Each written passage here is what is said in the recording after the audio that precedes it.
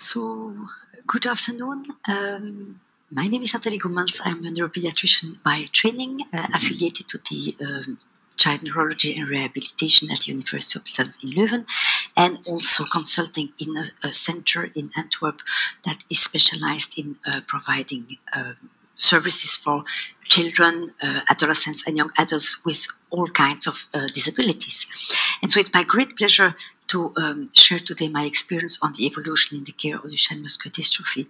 And so, as mentioned, my experience is based on the work I've been doing for more than 35 years at the University Hospitals in Leuven. I've been head of the neuromuscular program for children there. I'm currently emeritus. And on the other hand, I have been consulting, and I'm still consulting in what we call in Flemish dienstverlening centrum. So, as mentioned, a service that's providing all kinds of help in different ways. I will say more about it this a bit later for children with disabilities. And so, yes, this is a picture of the University Hospitals in Leuven. I see now that it's already an older one because there are still new buildings around. It's expanding all the time.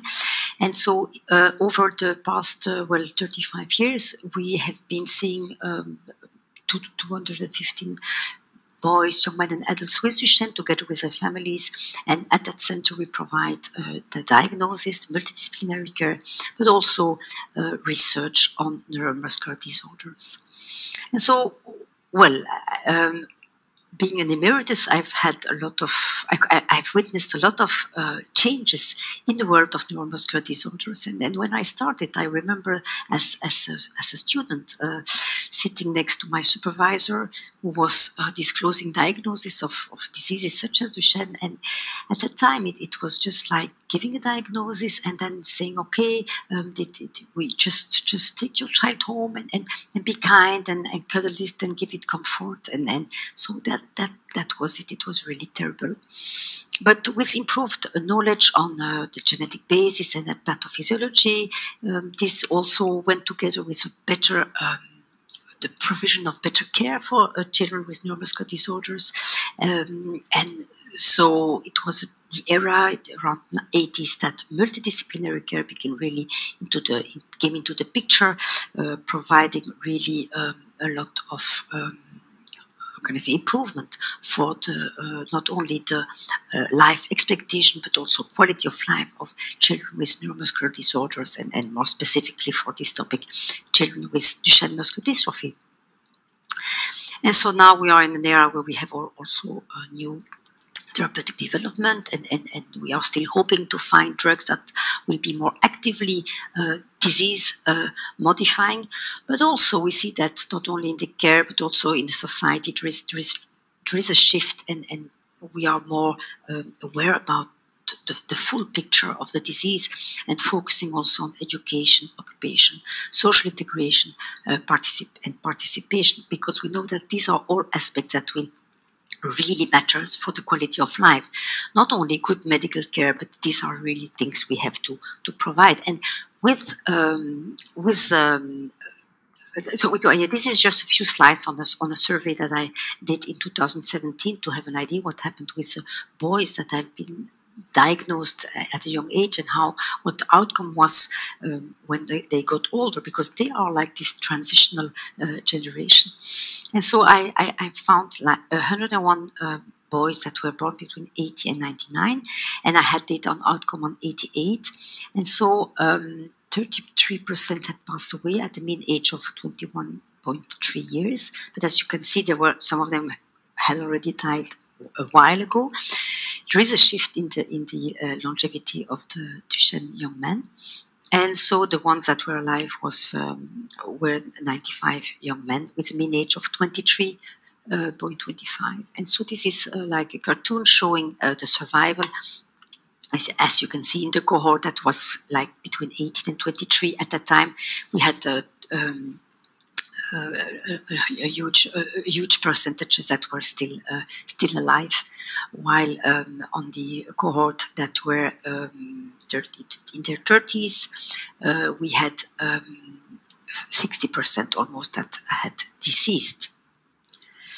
So the causes of death The cause of death in these, almost 30 patients, we saw what we know, what has been described, a shift to cardiac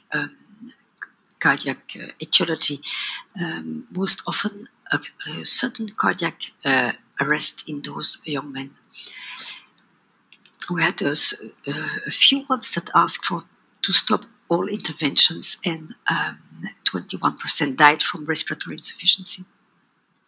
This is also not surprising to see that in the cohort between 18 and 23, we had in the 90% of young men that were still on corticosteroids, while this was almost non-existent in the older population. And so this just gives an idea of the percentages of patients that were on non-invasive ventilation. What I've witnessed and what is interesting, reflecting back on the care and the management, is that there has been a shift in medical perception and also in society towards cardiorespiratory invasive and or life prolonging intervention in neuromuscular disorders. And it's almost, wow, I can't remember that in the 80s we were already, there was struggling, and we had to defend the use of non-invasive ventilation in stable congenital myopathies. And then in the 90s it went to progressive diseases, and we had also to fight and to defend this towards colleagues and society, that we really thought it was a good idea to provide ventilation in chronic progressive disorders. Now, in the early this century, we had debates about permanent ventilating neonates with poor neuromuscular prognosis, such as SMA1. And now we have also debate on invasive cardiac interventions in end-stage muscular dystrophy. So I have witnessed this shift in mentality. But striving for an improved life expectancy implies the responsibility to provide a qualitative life for adult Duchenne. And that's really what we as pediatric neurologists feel. We feel responsible not only to bring them through all these childhood and adolescence, but what about the adults? It's our responsibility, because we did our best before. And so I think this is well known. So the quality of life and the life satisfaction is affected, but it's not dependent on the impairments, but there are strong correlation with perceived control, social life, family support, recreational opportunities, and sexual relations. So we have to see how we can facilitate all these aspects for the young men and adults with Duchenne muscular dystrophy. And so there comes my experience at what we call Dienstverlening Centrum Heder. It's a center of services for disability-related issues in Antwerp. And the name is from Heder, an old Flemish word that refers to serenity, clarity, cheerful happiness. But also in botany, it refers to climbers, plants that need some kind of support to growth. However, the plant itself chooses how, when, and where it grows. And so there are multiple services within this organization, with education systems for children with special needs between 3 and 21, with learning disorders, motor disability, autism, motor and mental disabilities. Over we have 5 campuses for those children. And there is a service of home guidance, of daycare. There is day and night care, there is boarding school facilities, and there are sheltered housing projects for different impairments. And we also provide respite care, so like temporary care for families where that are struggling with supported care. And so within this institution, we have what we call the Bootsman, and this is a sheltered housing for adults with severe neuromuscular disorders. It's a project that issued from the need to house and care for young Duchenne with special needs due to cognitive or social familial factors who need enhanced support in the organization of their care. We found at that time for those young men there was no structure that seemed appropriate, and it's a collaborative project with the adult Duchenne, the parents, and the center. So what I will present now is obviously just one way to organize care, and I think there are as many ways as there are young men with Duchenne muscular dystrophy, and so organizing care will depend on many factors. As mentioned here, there are some socio-familial factors, but there are also finances factors, society, environmental, contextual factors that have to be taken into consideration. So this is just one experience, a very small experience in Antwerp, but I would like to share this experience because I think we can learn from, we can draw lessons from this. Maybe also get back to the name, the boatsman, because the boatsman is also an old word for the man who is leader on the boat. He gives instruction to the crew on the deck. He's an experienced man. He has been sailing many oceans and withstand stormy weathers in difficult conditions. And as for the Duchenne man, his life depends on the way he will communicate, how he will pass his wishes and instructions, and on the optimal use of all his abilities. And he's distincted by carrying the special boatsman whistle, and, well, we could see that there is any resemblance with the mouthpiece of the ventilator. So the boatsman, as mentioned, it was an evolution from a boarding school for children with special needs to a community of adult Duchenne living together and organizing their life with support of caregivers, embedded in a larger organization with expertise in care of subjects with neurological or neuromuscular disorders. It's part of a larger project and started from an early age. The aim is My World, My Control. It's optimizing quality of life to enhance independence despite the increasing physical dependency of adults with Duchenne. And so this aims at facilitating of responsibility, provision of support in all domains of life according to the needs and the wishes in communication with adults. But again, it's important to start at an early age. So what, in general, what we heard about those young men, what they wanted is a good balance between independence but also safety, and a good balance between independence but also social contacts, and a support in the organization of their care and daily life. And obviously they were aiming at having meaningful activities and warm relationships.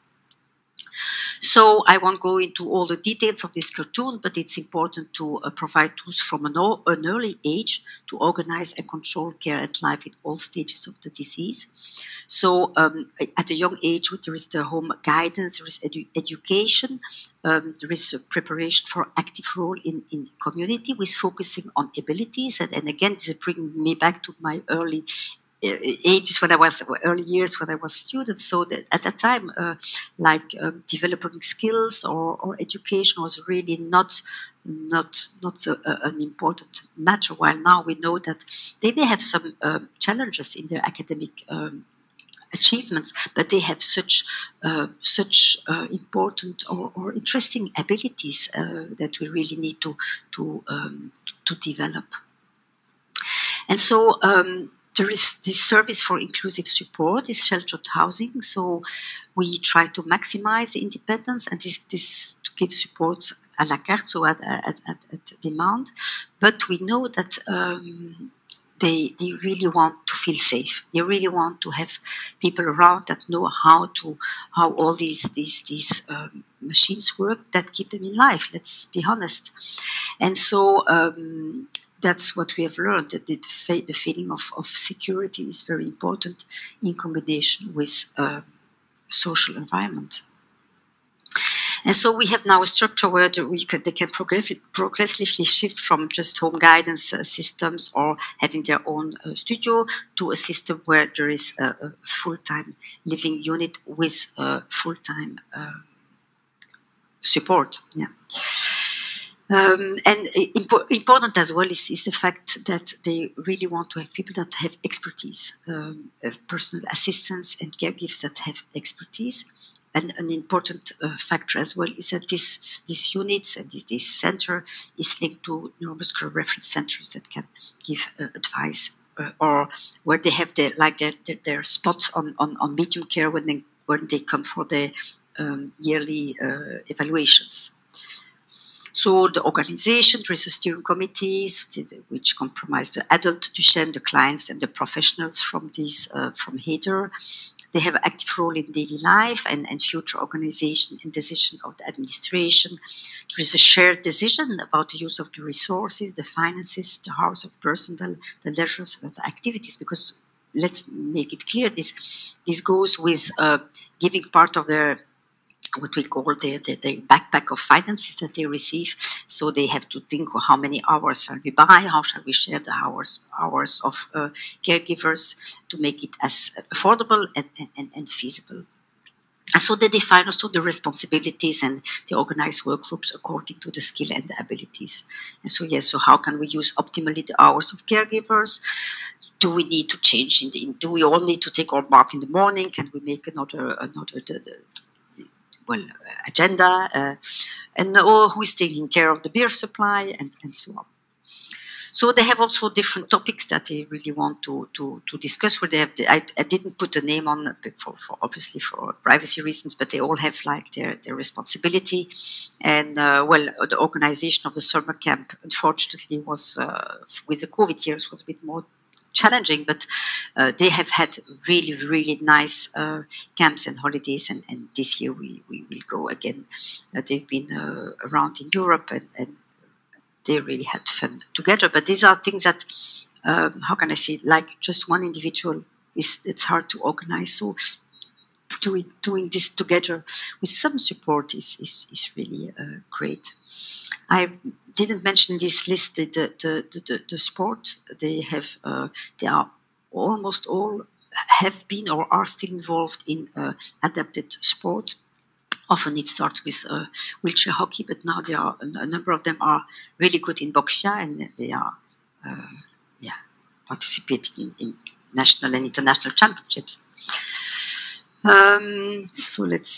So I think to conclude, and from my experience, what I've seen, there is a lot that we have to improve in the care for adult Duchenne. Also, from our experience, we know that the housing now is just not giving them enough privacy. We are moving to another setting in the center of Antwerp that will also hopefully have like a hotel function. Antwerp is a very nice city. I would recommend you to come and visit. But they will have a living place where they can be together, but they will have more privacy. Challenging is now with new financing is how to organize the care, how to put all the finances together, how to divide this, how to pay the caregivers. But I'm sure that we will get there. And well, where I would like to conclude is to thank those young men and adults that have learned me so much about living with Duchenne as an adult, not only from all the medical problems and the idea that we have to look at to give them a multidisciplinary care, to give a good transition to medical care. I think this was the topic of yesterday. But more like how by being together, by working together, there is really a good qualitative life for these young men. And I've been really, how can I say, fascinated how they were living their life and giving us so much lessons about how to organize their care and living. So, thank you.